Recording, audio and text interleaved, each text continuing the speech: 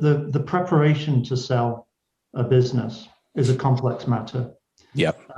Building value, as every business owner will know, is a complex matter. And therefore, it does require professional assistance to execute. There is a team of professionals that needs to be brought together to help business owners in various respects. We want to see that the business owner understands what he needs to achieve from an exit. He needs to understand that very well, given that typically 80% of his wealth is tied up in his business, 80% plus.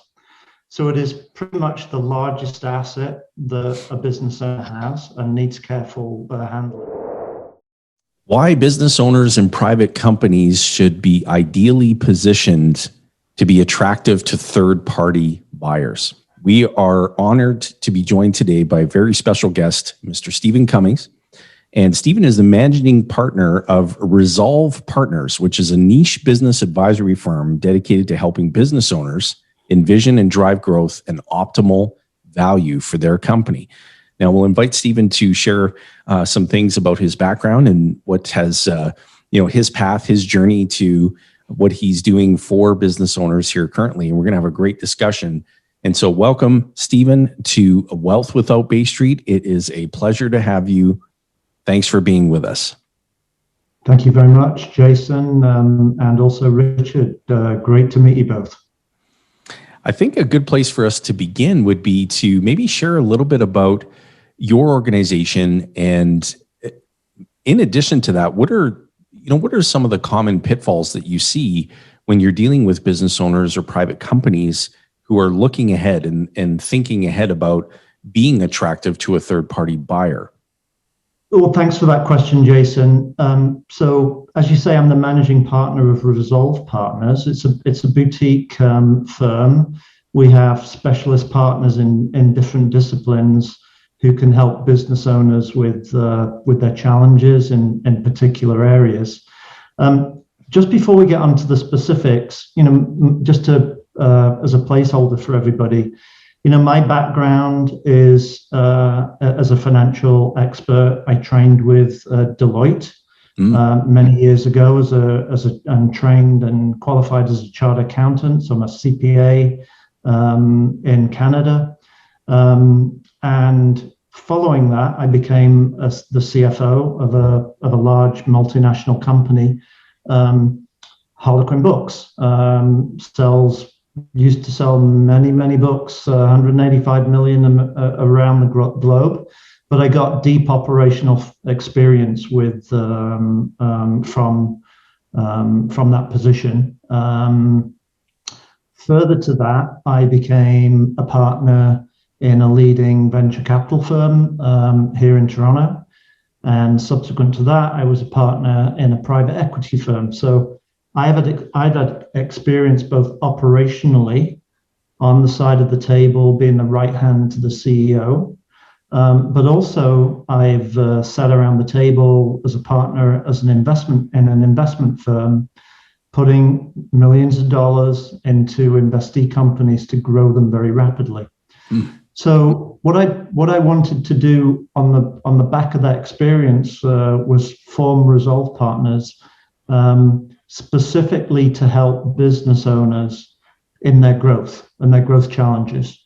And the prime mover for that was some of the demographics that we see at large today that directly affect business owners. So 2/3 of business owners in North America, 2/3 of business owners are own private companies, and many of those business owners are baby boomers, and the average age of a baby boomer today is 65 years old. And so the preparation to transition their largest asset, their company, their business, is becoming more and more important for the wealth of those businesses, protecting the wealth of those business owners.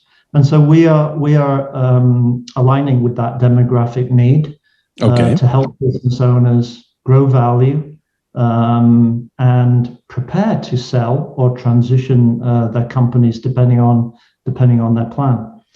One of the shocking statistics, which your listeners should be aware of, and I certainly was not aware of until I did the research, is that over 75 to 80% of companies that are brought to market do not sell, which is a horrible statistic. There's many underlying reasons for that, which we can go into later. But one of the prime things that business owners can do to address that is to start thinking about the planning for that transition a lot earlier than they otherwise would do. There is certainly value attached, absolute value attached to planning early. And we can go through some of those things. But planning really does drive value. I'll give you a simple example. Some of the tax efficient strategies attached to selling your business have time bars on them. And if you go to a top line lawyer, they will recommend some strategies, provided you have the time, that need at least 2 years of a gestation period to be in place in order to be effective. So you can start to see that when time frames like that are on the table, being able to plan what you need to do in order to capture some of the value that can be on the table needs a length of time at least as long as that, if not slightly longer, depending on how much business value building you need to do. Well, what's interesting is that on Amazon, there are tens of thousands of books on how to start a business, but very few on how to exit one. And so having the right guidance, the right professionals, but understanding that it's a time frame. It requires proper planning. And the earlier that the business owner gets going on, getting the right building blocks in place, the better. Because most often, and Stephen, I'm sure you would agree, when you're connecting with someone, it's, hey, look, I've either had some interest expressed in our business and I'm ready to possibly negotiate a deal. And this is happening in the next 6 weeks. and you're thinking, no, it's going to take a little bit longer than that if you really want to extract the most value out of the deal and, put your business in the best light to that potential buyer and, not leave money on the table unnecessarily. So just picking up one of the points that you made, and given both of your background, you'll appreciate this. The sale of it, the preparation to sell a business is a complex matter. Yep. Building value, as every business owner will know, is a complex matter. And therefore, it does require professional assistance to execute. And there is a team of professionals that needs to be brought together to help business owners in various respects. We'd highly recommend financial advisors like yourself to be around the table from many years prior.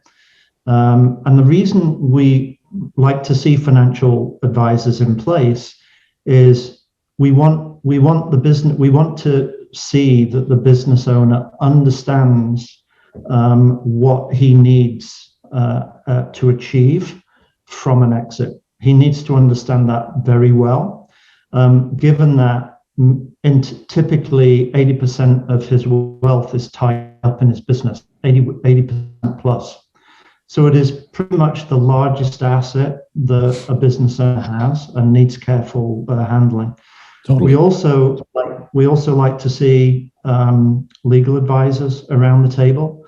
That they should be M&A legal advisors, not a general legal counsel. Absolutely can have a general legal counsel around the table, but you need a specialist M&A advisor in place. We also would highly recommend that a sales representative for the transaction is in place as well. In my terminology, that's an investment banker. It's a very specialist role, bringing prospects to the table and creating a competitive environment. So we would highly recommend an investment banker be around the table as well. And obviously an accountant who understands the tax affairs of the company and who understands tax from an M&A perspective. So typically business owners have advisors around the table. It needs some tweaking towards the back end of a business owner's life, and it needs specialists to be in place in order to help drive value through the transaction so that we get the right result. Very good. Rich. Well, I think it's interesting, the statistics that you're sharing with us, Stephen, because the average age of the baby boomers, as they're shifting through time, that glut chunk of the population as it's developing through, they're at the stage they've been told and instructed their whole life that it's time to look at shutting down. So we're going to see this massive exodus of people trying to get out or transition businesses either to the next generation or to someone who's able to take that business over. And as you identified, that 75 to 80% of these businesses that are up for sale in some way, they're just not. There's no buyers either available, or they're not able to be sold in some way. And I think that's really unfortunate. It's almost a crime against these people who have spent their lifeblood building this structure in this business. And so, for those that are unable to sell, they're not able to get the exit that they're looking for. What do you find happens for them? What's the common demise of that business that people are going to experience as they look to exit it in some way? They still need to exit. So how does that happen? Sure. Well, the first thing that needs to happen is a sensible appraisal as to what the options are available to business owners in the particular circumstance that they find themselves in. Some businesses are very well developed, quite sophisticated, and the value drivers have been worked on for many years, and many of the things that a third-party acquirer is looking for are in place, and a Bay Street firm can absolutely sell those businesses. However, there are other routes for business owners that are not necessarily in that place. For example, they could sell the business to other partners in the firm. They could put together an ESOP, an employee share ownership plan, whereby employees in the business over time buy an interest in the company. They could do a management buyout with the employees, and so there are various strategies that are certainly available to owners that are really speaking to the inside buyer as opposed to the outside third-party buyer, where the requirements are a little bit more stringent to execute a transaction. So that's certainly an option, and is very commonly an option for business owners. The worst case scenario is that the business assets need to be liquidated and sold in the open market, and the owner closes the door of the business and walks away with the residual value in that company. And that is most typically seen where the owner is a large representation of the assets in the business. It is the owner that represents the business. And typically, there's not a lot of value in those types of businesses, and often that's the end result. And remember that certainly in Canada, over 90%, I think if you look at the statistics, probably 93, 94% of businesses in Canada are less than 10 employee businesses. And often the owner the business is very dependent on the owner, and therefore it's very tough to sell for anything other than net asset value in the company. And for business owners who are tuning into this episode and thinking, "Gosh, I'm a little curious. What is my company worth?" What is that next step that business owner should take to start going down that path?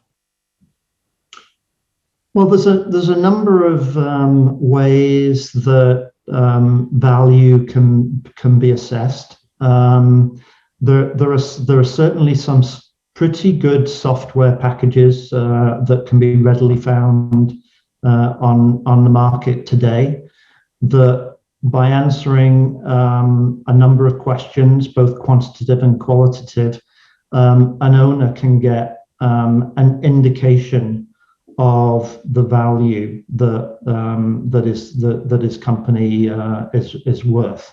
Okay.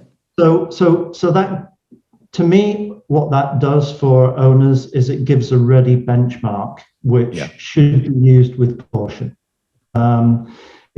If the owner is in need for whatever reason, there's a bunch of reasons why you might need a formal valuation. But if he does need a valuation, we'd certainly recommend that if an owner's going to go through or wants to go through a transaction process, they should get a formal valuation. And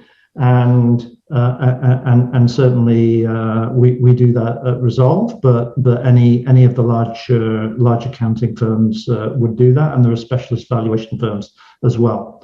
So we'd highly recommend that. There are a number of ways of valuing your company. The most common way of doing that is a discounted cash flow approach. And certainly a valuator can do that for you. But again, back to time frame. If really the owner is intent on selling as soon as possible, then a valuation should be attained and a broker should be appointed, and the broker or the investment banker will also confirm the range of value that is appropriate, and also give you an indication of likelihood of selling the business, which is important given the probabilities. With a longer period of time, with more planning, there's a much broader deep dive that can be done on the business maturity and on assessing the value drivers that have been built in the business, and that gives a much more operational understanding to the owner of where his business value lies and where his weaknesses are.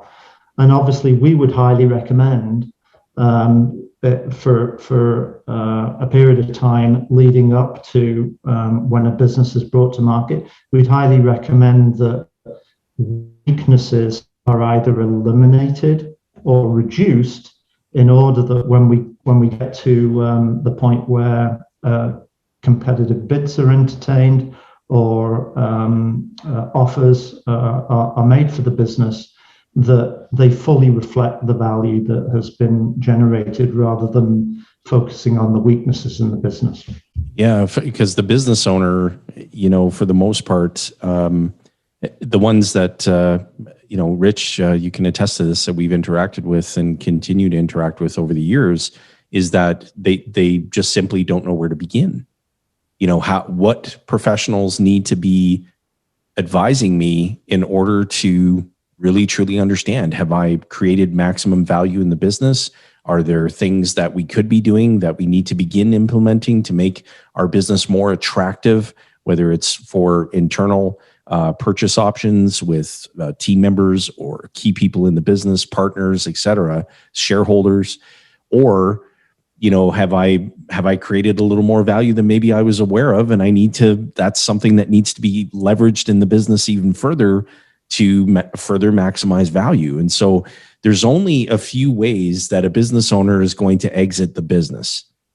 They're either going to sell or attempt to sell.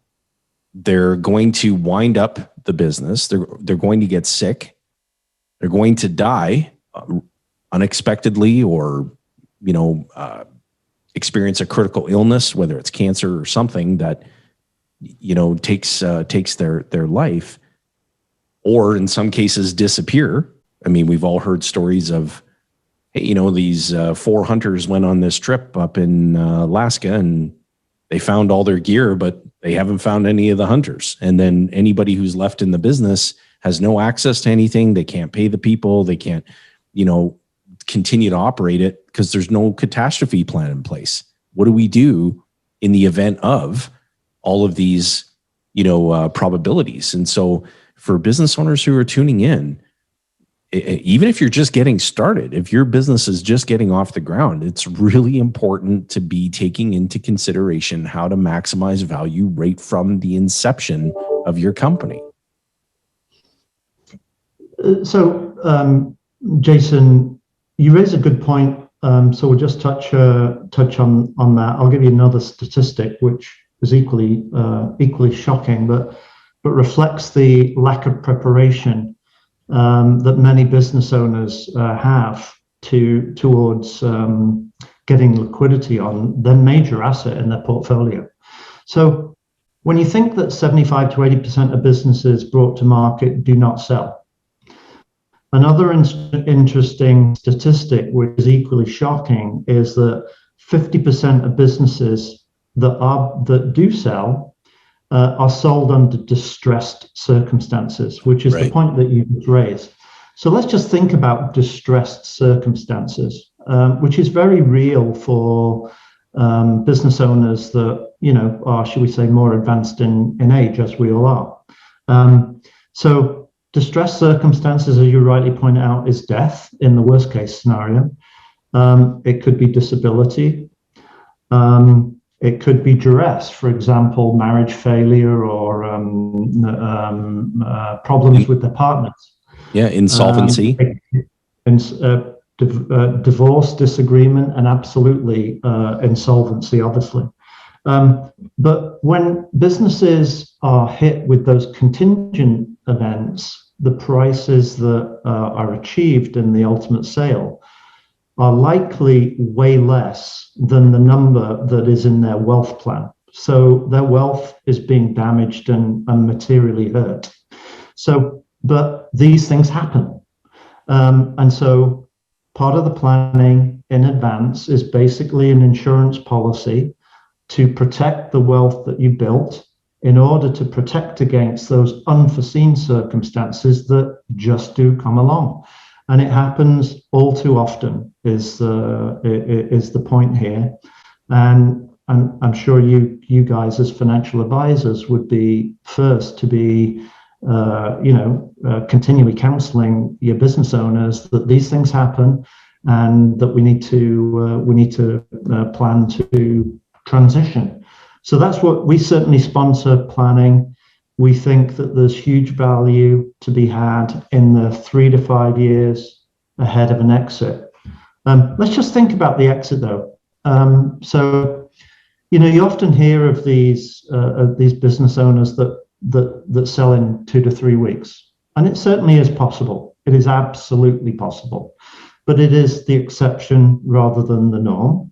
And it is highly likely that if you sell within 3 weeks, there's a huge strategic reason for the buyer to buy, or there's a heavy discount price to be paid to mitigate the risk of the very short transaction timeline. Right. I was involved in a fairly large transaction most recently. It was millions of dollars.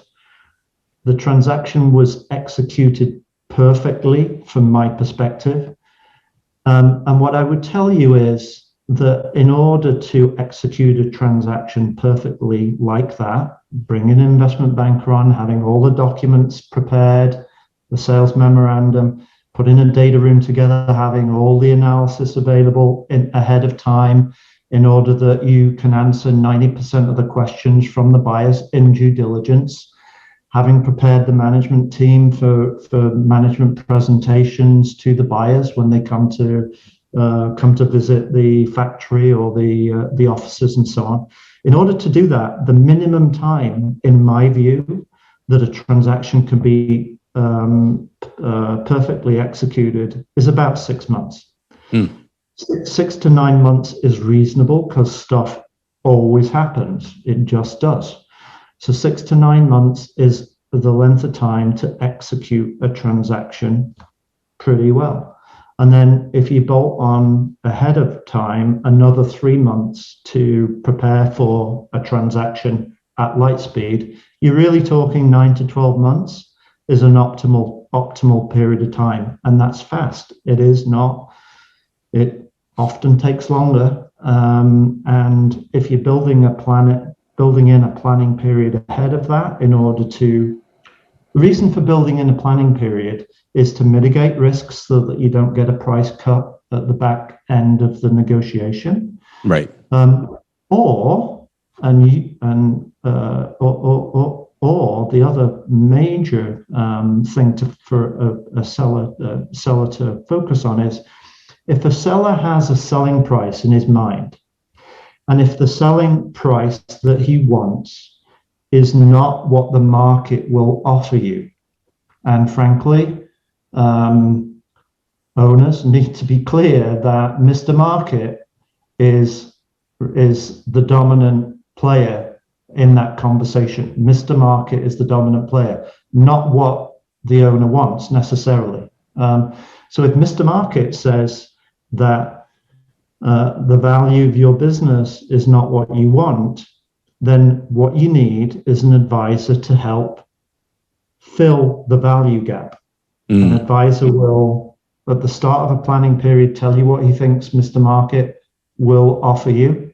And if there's a difference between what your value is today and what you need to get through the transaction, you need to close that gap. And that's what we call value building ahead of time, closing the gap to a zero price difference. The other big thing that I just want to mention to business owners when they think about price is a couple of things. Firstly, we think about price versus what goes into the assumption that goes into your wealth plan. Price the check that you get at the end of a transaction process needs to be thought of in terms of the check number less tax. Right. Because it's the net receipt after tax that goes into your bank account.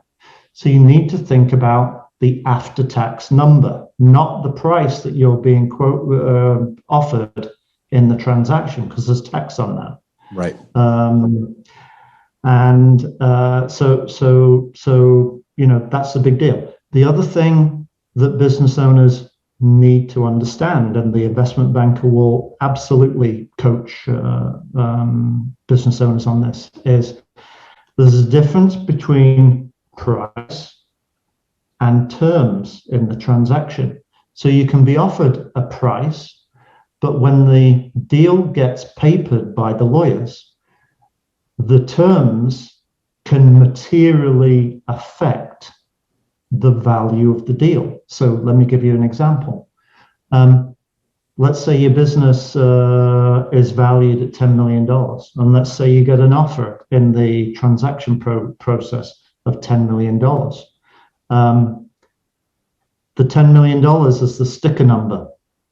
Great.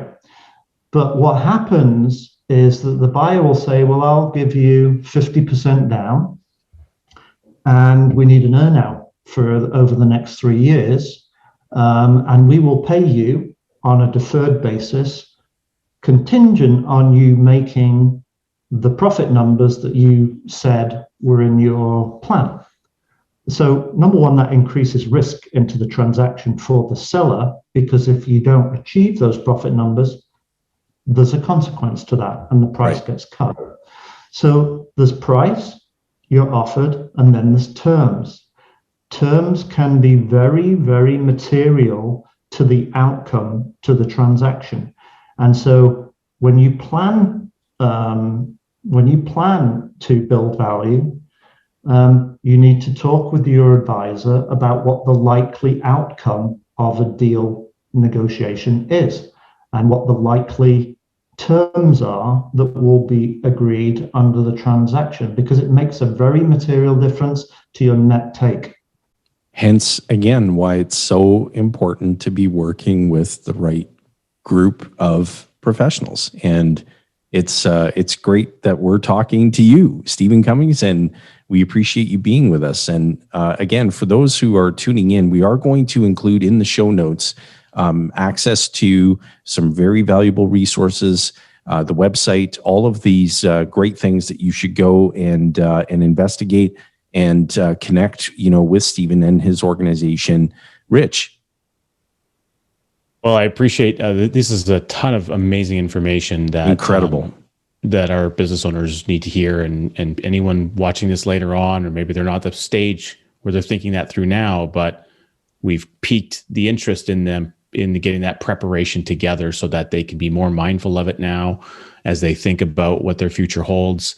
And just some of these, again, shocking statistics that you've given us today, Stephen, are tremendously helpful, because we all live in the same country, and there's, people are experiencing this every day. There's businesses trying to sell, there's baby boomers retiring, there's staff, there's management teams, there's customers that are going to be impacted by these transactions. And then on top of that, you throw a global pandemic in the mix. I'm sure that's had some impact on a few valuations along the last 12 months of this. And I'm sure there's some stories that if we had more time, you could probably tell us a few horror stories there.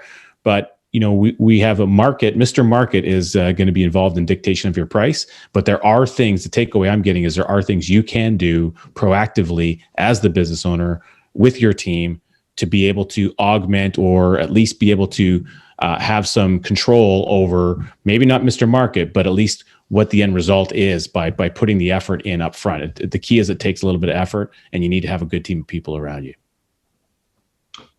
Yeah, absolutely. Let me just float some other ideas as well. So I did an analysis of some of the largest companies in the world today, and took a look at the asset base of the reported asset base of those companies versus the market value on the stock market, the likes of Google and GE and people like that. What you will find if you do that analysis, the market value, the open market value that the stock market quotes versus the book value per the financial statements, physical assets, and so on. What you will find is there's a difference between the on-market value and the financial statement, and the bankers and the accountants who are in your network will tell you that difference is called goodwill.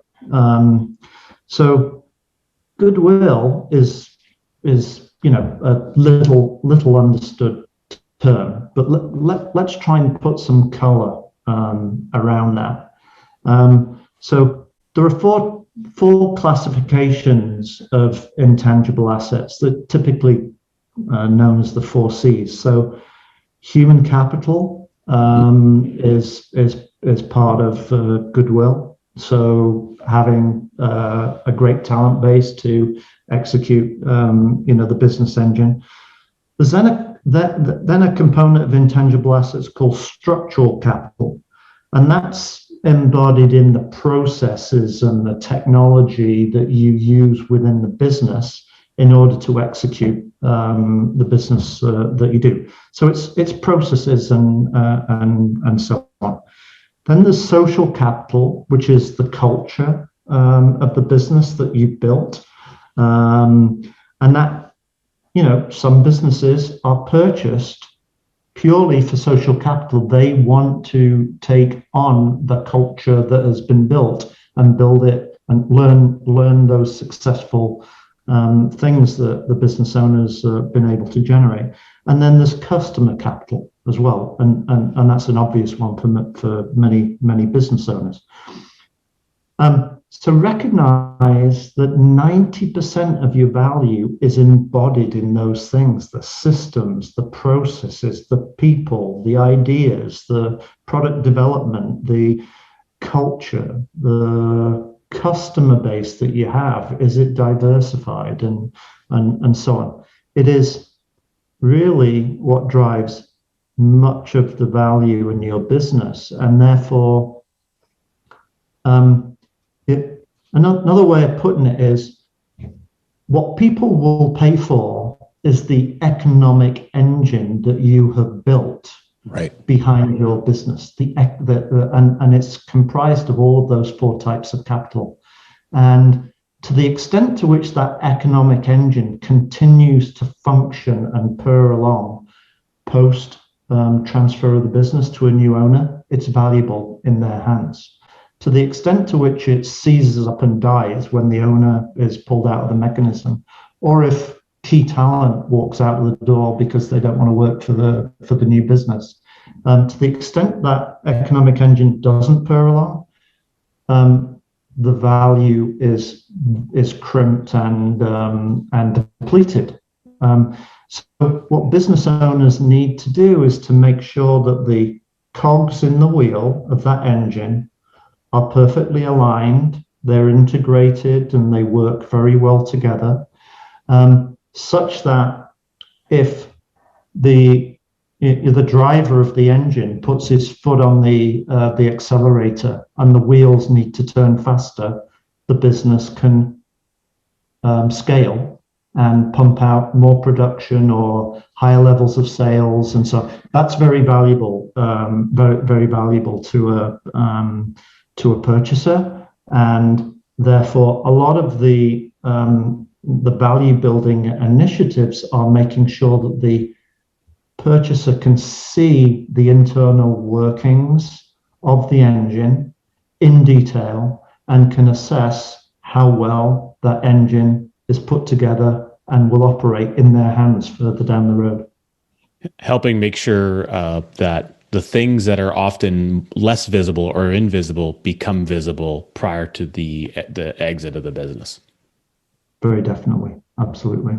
Awesome. They will absolutely have visibility through that, and unless a business owner's in the very fortunate circumstance where he can conclude a deal in 3 weeks and get a check for 100% of the value, which is highly unusual. Actually, interesting point. Getting cash on closing of a business, 100% cash for the deal that's being consummated is very unusual. Right. There is normally a holdback. Very often it's 10%. Typically there would be a holdback, just if nothing else, just to be an insurance policy against any of the conditions in the reps and warranties in the purchase and sale agreement, just as an insurance policy that that money can be clawed back. So there's typically a clawback mechanism, and that money would typically go into what's called escrow, which is essentially a bank account held by a lawyer until the conditions are met. So it's very, very unusual for 100% cash to be paid on closing. And business owners obviously need to understand that. It's more common to see deferred consideration as a component of the deal, which typically it can be 10 to 30 to 50% of the transaction price, depending on how risk averse the purchaser is. Wow, such valuable information, Stephen. Thank you. Thank you so much again for being with us. And our Wealth Without Bay Street listeners are undoubtedly, their pens are on fire. They're capturing so many notes, and we do sincerely appreciate you joining us. And Rich, any closing remarks that you'd like to share? No, I just really appreciated this because it's a clinic. We just kind of went through a clinic here with Stephen, and really valuable information for so many. And the fact that we've got it captured for people to revisit, go back and rewind, turn the speed down a little bit lower so they can really capture some of those components. Perhaps it's going to be really, really helpful. Thankfully, rewind is pretty easy on YouTube, so that's good help.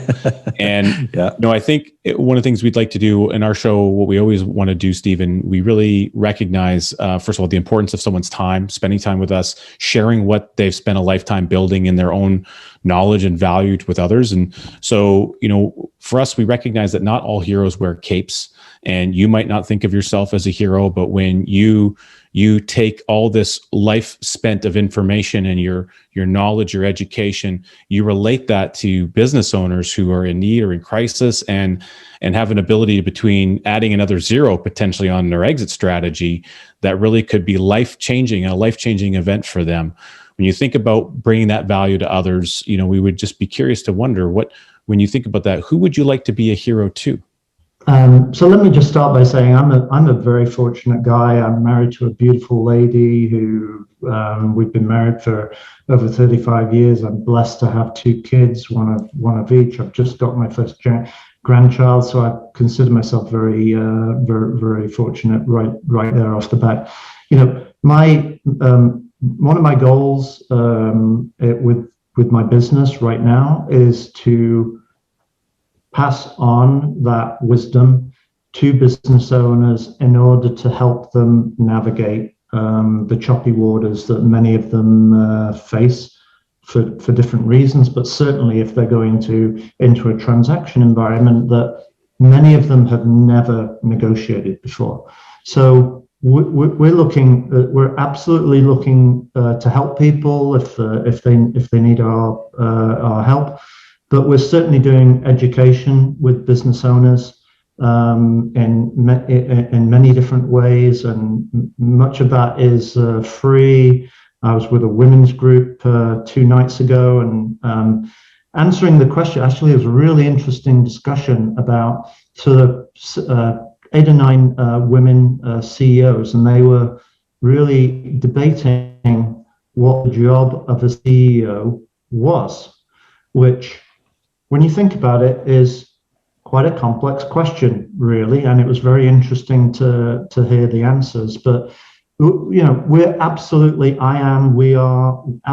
happy to contribute to the community and lead with the education in whatever way we can do. And if people need specific help, we're absolutely looking forward to doing that with them. Excellent. Stephen, thank you. Thank you for being generous with your time and sharing your knowledge and your wisdom in this space. And our listeners will undoubtedly thoroughly enjoy this episode as well. And so for everyone who's tuned in on the YouTubes, if you just look over here, you're going to see a recommended playlist of additional content that would be valuable and supportive to you. So we thank you sincerely for tuning in to this episode of Wealth Without Bay Street, and we look forward to seeing you again. And if you have any thoughts, any lingering thoughts, questions, comments, please go ahead and comment on the episode, and be sure to check out all of the valuable resources that we've included in the show notes. And we want to wish you and yours a terrific rest of your day. Thanks for tuning in.